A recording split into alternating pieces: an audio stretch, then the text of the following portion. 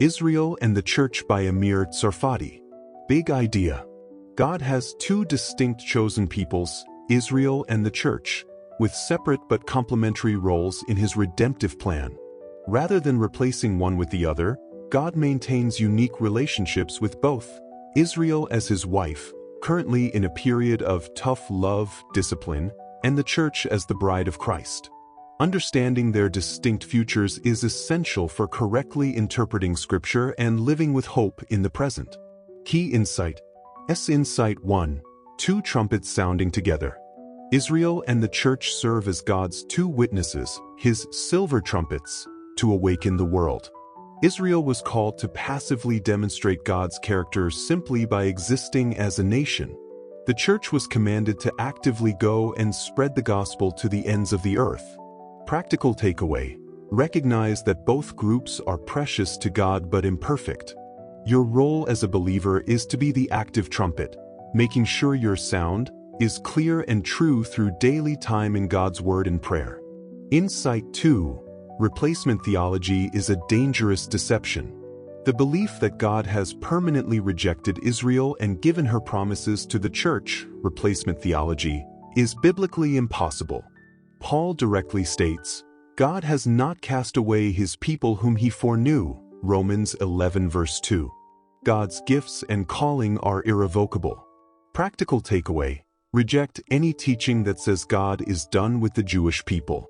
Instead, recognize that Israel's continued existence as a nation, especially since 1948, is living proof of God's faithfulness.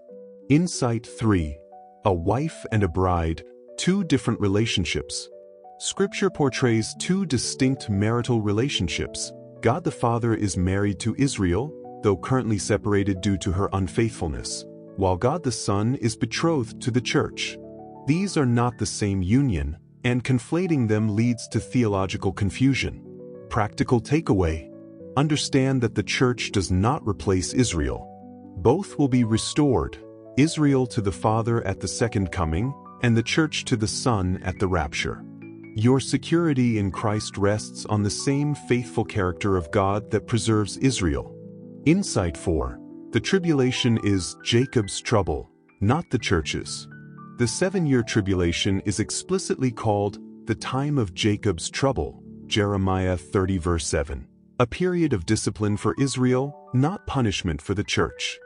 Jesus promised the faithful Church in Philadelphia, I also will keep you from the hour of trial which shall come upon the whole world. Revelation 3 verse 10. Practical takeaway. Live with confident hope, not fear. The Church will be removed before the tribulation begins. Use the trumpet blasts of current events, such as Israel's restoration as a nation, as reminders that Christ's return is near. Insight 5. First to the Jew, then to the Gentile. God operates in a consistent order. Salvation and judgment both come to the Jew first and also to the Greek. Romans 1 verse 16.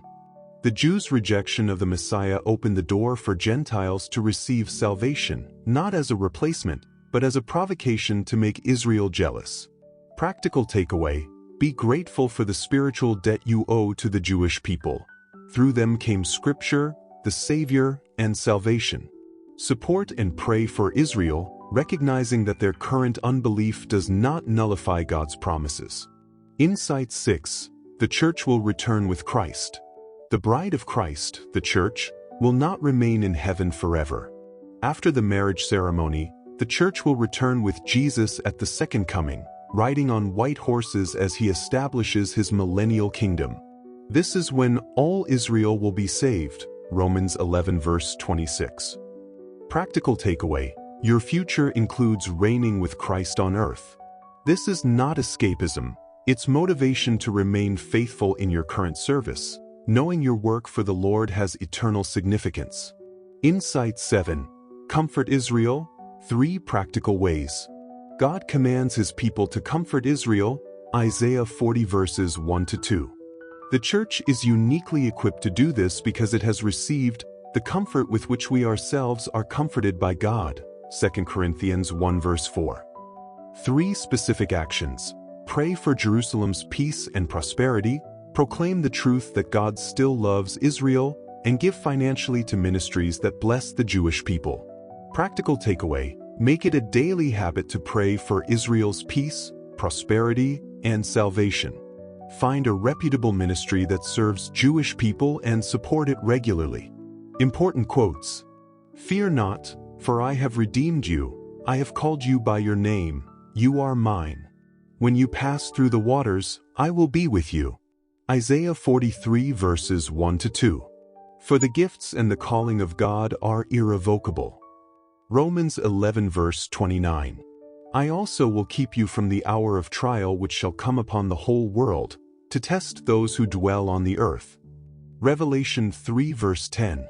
God has not cast away his people whom he foreknew. Romans 11 verse 2. Final takeaway: God has not abandoned Israel. The Jewish people remain his chosen nation, even during this period of tough love discipline. The church has been grafted in, not to replace, but to join God's redemptive plan. Understanding these two distinct but complementary roles will free you from the confusion of replacement theology and fill you with hope. Your job is clear: pray for Israel, proclaim God's faithfulness to both his peoples, and live each day as a clear-sounding trumpet, ready for your groom's return.